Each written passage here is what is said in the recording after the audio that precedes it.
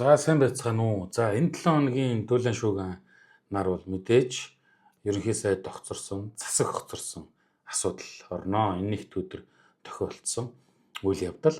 За та бүхэн мэдж байгаачлан одоо ер нь бол би өөрийнхөө сүүлийн хэдэн 7 хоногийн монголоор сони юу байна гэдэг контентынхон бол сэдвийг яг засаг хоцрох уу яах вэ? За тэгээд чагсаал цуглаа ер нь юу болж байна гэдэг сэдвээр хийсэн. Бараг сар шахуу болсон баг. За тэгээд энэ үйл явц маань ерөнхийдөө одоо альбан бусаар тийм үү өндөрлж байгаа сэдв юм аа гэж үзэж болно. За магадгүй эх 7 хоногт одоо шинэ ерөнхий сайд, за шинэ засгийн сайдууд гарцсан байх бах. Тэргээр магадгүй би одоо эх 7 хоногийнхоо монголоор сони юу вэ гэдэг контент хийх болов гэж бодож байна. За хэдүүлээ ер нь бол үйл явцыг нэлээд дэжгүй сайхан дагаад ямар үйл явц болсон бай бол гэдэг мэдсэн байгаа. За эхлээд ерөөсөө энэ болж байгаа үйл явц бол би бол одоо саяхны чагсаал эдрээс юм уу. За эсвэл саяхан болсон үйл явдал гэж бол ерөөсөө боддог. Анхал оюун эрдэнэ гэдэг хүн бол ерөнхий сайд босноос хойш л одоо бидний мэддэг юм сонин сонирхолтой тэг гаж сонин одоо юу гэх юм тэг хүн бүсийн сонин юм их ярьдаг байсан. За жишээ нь одоо дөнгөж ерөнхий сайд босныхаа дараа бол 21 оны 3 сар хавьд байна те одоо би хэд хэдэн бичлэгээр оруулсан байгаа. Миний бичлэгийг тогтмол үздэг хүн бол анзаарч байгаа. Тэр эмэгтэйчүүдийг бол одоо их эрт төрөөд байна. Нэрвээ ингээ эрт төрөөд хөдөлмөрийн зах зээлд оролцохгүй бол цэгт явуулахаас аргагүй байдаг гэж байгаа гэдэг нэг юм мангар юм ярьсан те.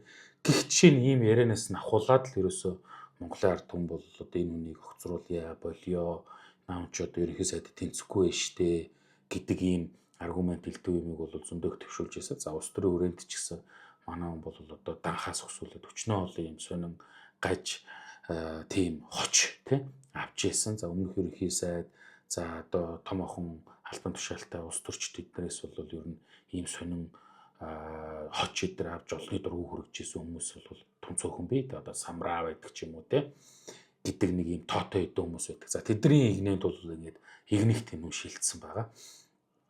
За тэгэхээр энэ ер нь энэ хүнгээ ерөнхий сайд болчлоо, энэ хүн болохгүй байна, энийг огцруулъя гэдэг ажил бол ерөнхий сайд босон цагаас нь хойш ингээд үргэлжилсэн. Бид нар өчнөө олон юм мэдж байгаа. Өчнөө олон бичлэгүүд хэлдэг юмыг оруулсан байгаа. За та бүхэн санаж байгаа бол би энэ YouTube дээр нэг бичлэг оруулаад эхний нэг хэдэн минутаас хойш бол угаасаа ингээд бичлэгний дуу хэлдэг юм ингээд ерөөснө болохгүй байгаа тий. За яг гол миний тэр бичлэгээр хэлэх гээд байсан санаа нь бол ер нь ингээд нэг дуу дүрс юм байхгүй. Энэ хүн ерөнхий сайд босноос хойш Монголын амьдрал ингэж өрнөлөө гэсэн нэг тийм санааг илэрхийлэх гэсэн юм байна. За яг нэг зарим нэг хүмүүс болохоор ингээд дуу мөн болоогүй техник алдаа юм шиг байна өдр гэж ойлгосон юм шиг үлээ. Тэг хэгээр эвдэрсэн бичлэг оруулсан. За тэгэхээр сая болвол одоо энэ жил бол юу болсон бэ гэхээр за огцрох амархан тий орлогоо нотлоо гэдэг чагсаал бол ингээд маш зохион байгуулалттай өрнөж за бүр ингээд олон хоног те энэ бол Монголын төвөнд үргэлжилсэн хугацаагаар бас нэлээд дээгүүр орох чагсаал болж байгаа байх гэж бодож байна. За хүмүүсийн дэмжлэгч өндөр байсан. За нөгөө тул нэг хэсэг тоохгүй байснаа. За одоо миний хувьдаа анзаарч үзэж байгаагаар бол ерөнхийлөгч бол нэг дуудаж ерөнхий сайдыг бол дуудаж уулзсан. За ингээд улс төрийн нөхцөл байдал бол нэлээд өөр болж хувирсан. За ерөнхийлөгчдөөр уулзсан дараагаас бол хүмүүсийн хэл яриа бол юу гэсэн бэ гэхээр ерөнхийлөгч ажиллаа өгсөн юм байна гэсэн тийм мэдээлэл өдрөөр нь бол тарж эхэлсэн. За тэрэн хожимон бол үнэн болж батлагдсан. За тэнгүүд ерөнхий сайдын зүгээс бол хариу арга хэмжээнүүд авч эхэлсэн те. За мэдээж өөрөө авсан гэхэд бол хэлэхэд хэцүү төрч болно. Зөндөө олон баг хамт олон ингээд ойрон хүрээлэгч янз бүрийн хүмүүс байгаа. За одоо бид нар хамгийн сайн мэддгээр бол тэр ард нь байдаг нэг найруулагч нөхөр үе термэрийн те. За тэгээд одоо Дон Корлеоны ах бол бас тэнд нэлээд том үүрэгтэй оролцож байгаа нь бол тодорхой ил болсон. За эдгээр бол нэлээд тийм ясмах засагт байгаа сайдууд ч гэсэн одоо манай хүн намын төр чанд мандаас өсвөлээд нэлээд их дэлжчихсэн юм шиг байна лээ. Өөрийнх нь яриагаар бол.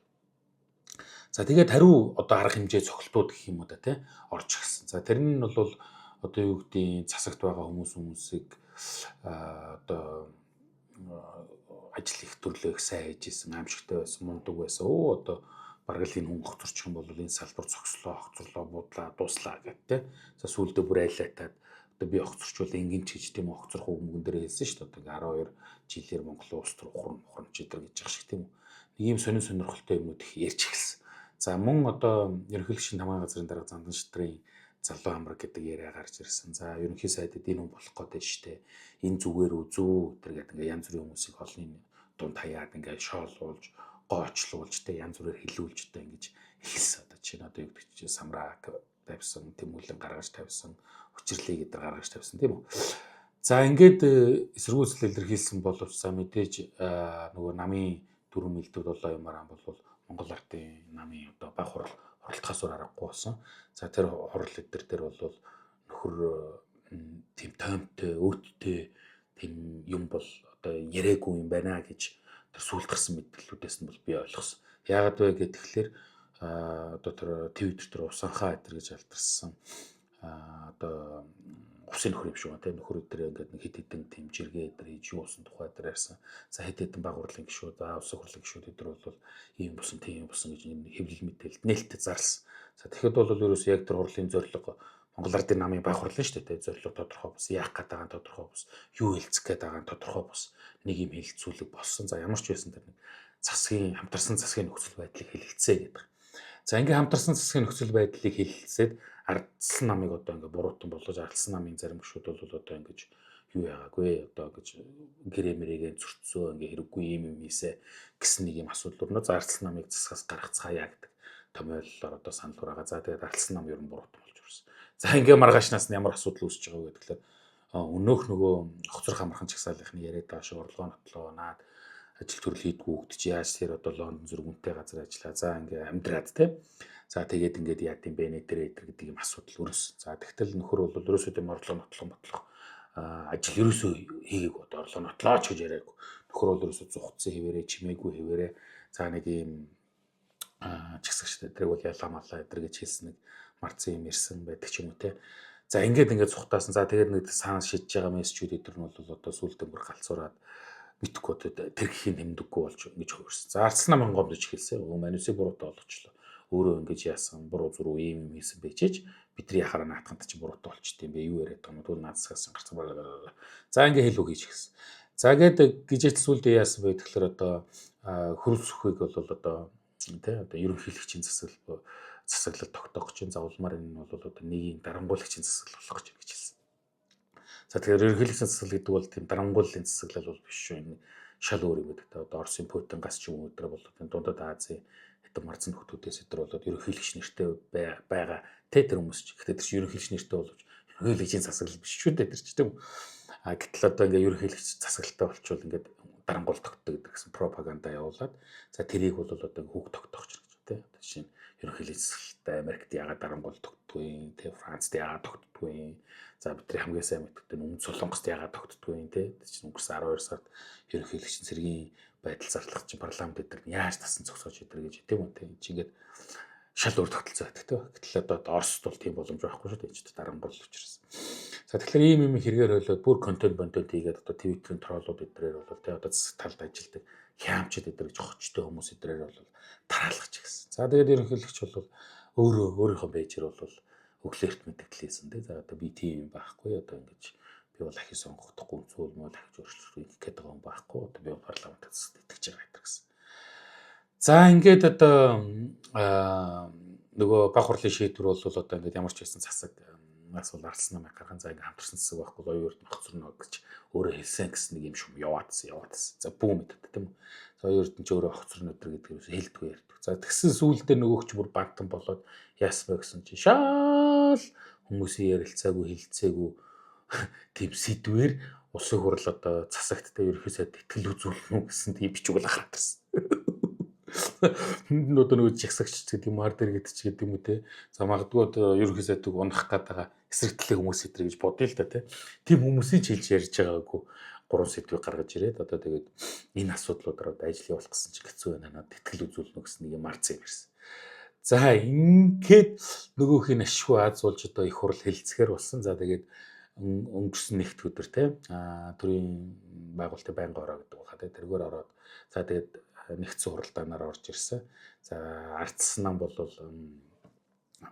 янз бүрийн одоо сэтгүүлч нар сошиал орчинд явсан яриагаар бол за хөрс хөрхөөлөгч бол ардсан намын дарга гант өмөртэй уулзсан. За тэгээд өөрийн талын одоо Монгол ардын намын гишүүд гэсэн үг шүү дээ. Өөрийн талын гишүүдийг бол ингэж зохион байгуулалт хийсэн гэсэн нэг юм яриа өнгөрсөн одоо 5 дахь хагас сайн бүтэн сайнаас нь явж ирсэн. За үнэхээр тэр бас болсон юм шиг байна. За Ардсан нам бол одоо ардсан намын гишүүд бүлгэрээ санал асуулганд оролцохгүй гэж гүрсэн. За алдарт одоо манай Жонхоо ах маань бол гадаад яваа нэртэй боловч нууцаар ирсэн ордон дотор гүйж яваа харагдсан. Одоо юу хийж явсан бүүмэд сэтгүүлчтэй уулзахгүй нэлээд цухтааж барьж хоёр хамгаалагчаараа ядар хашуулж байгаа ядар харагдана лээ. За ингээд улсын хурлын нэгдсэн уралдаанаар орсон. За тэр төрийн байгуулалтын байнгын хорооны урал дээр ч гэсэн ерөнхий сайд одоо анх удаа ингэж ил гарч ирж хүмүүсийн асуултанд хариулсан. За хэвээр хэрэг байхгүй.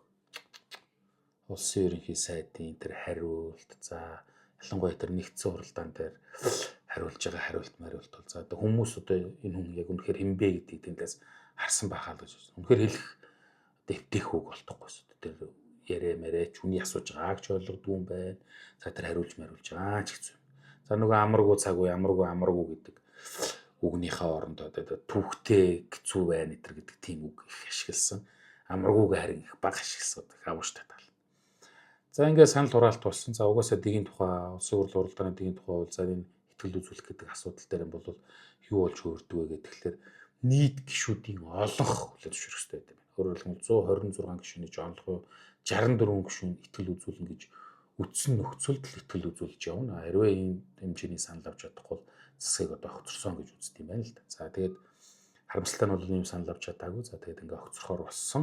За энэ 7 хоног жингоо одоо ингээд ардын намынхан бол дараагийн ерөнхий сайд хэмбэ гэдэг дээр хэлцэл малгай элдв юм өрнж явах шиг байна. За өнөөдөр ямар ч өдөр төсөөллийн урал болсон. Ирэх нэгт өдөр баг хурал ахаад зарлалаа. За одоо тэгээ баг хурал дээрээс хин нь одоо яах юм байгаа. Намын ирэх мэдлийг шууд өгөх гээд байгаа юм уу яах гээд байгаа. Нэг юм болох гээд. За тэгээд өнөөдрийн ярианыхаа төгсгөлд хин ерөнхий сайд болох гээд байгаа вэ гэсэн таамаг дээр нэг жоох юм яриад дуусгацгаая.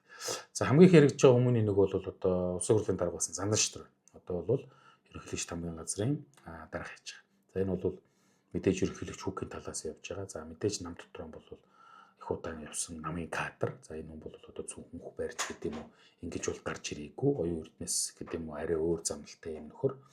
За тэгэхээр энэ одоо болох юм уу бүүмэд. За нөгөө талд бол өнөөдрөөс их хүчтэй яригадад ороод Twitter орчинд ороод ирсэн хүн бол Тэмүүлэн арангагаа сонгогдсон тий. За одоо аав нь бол Гокийн дарга марга байсан. За бас одоо тийм улс төрд бол хунтайж маягийн нөхөр тий. Одоо аав нь улс орны тийм томоохон юу мундах шижсэн нэг юм. За мэдээж одоо огцорсон ерөнхий сайдын зүгээс бол Нямбаатар эдэр зүтгүүлсэн эдэр гэсэн яриа гарсан. Гэвч өнөөдөр бол намын ерөнхий нарийн бичгийн даргаыг манай талаав нь за Нямбаатарын хотын даргаар үлдээх гэсэн одоо нэг юм юу түлхсэн гэсэн яриа. За намын ерөнхий нарийн бичгийг аавна гэхийг бодоход магадгүй амар баясгалангаас намын ерөнхий нарийг авах гээд байгаа юм бол сод үлгээс авах гээд байгаа юм бол